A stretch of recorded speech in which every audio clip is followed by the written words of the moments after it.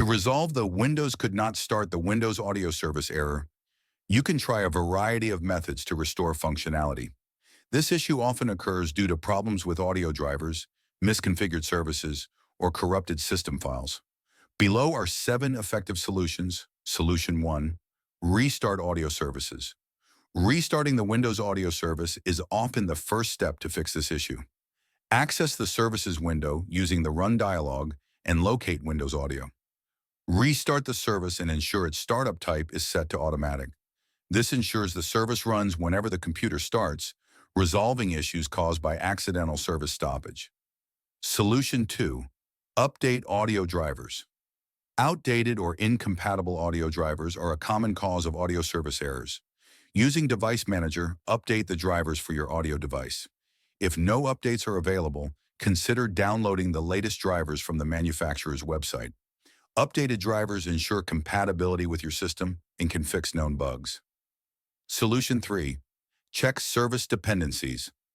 The Windows Audio service relies on other services, such as Windows Audio Endpoint Builder and Plug and Play, to function properly.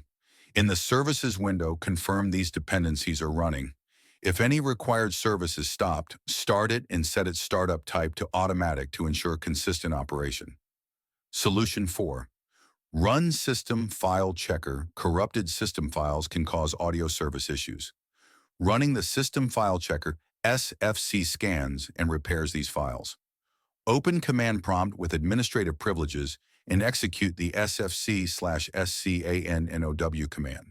This utility will identify and resolve file integrity problems that may be interfering with audio services. Solution 5. Reinstall audio drivers. If updating the drivers does not resolve the issue, consider reinstalling them. Uninstall the audio device in Device Manager and restart your computer. Windows will automatically reinstall the drivers during the boot process, ensuring you have a clean, functional driver installation.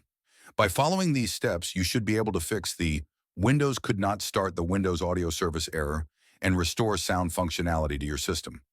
If none of these methods work, consider performing a system restore to revert your computer to a point before the issue occurred.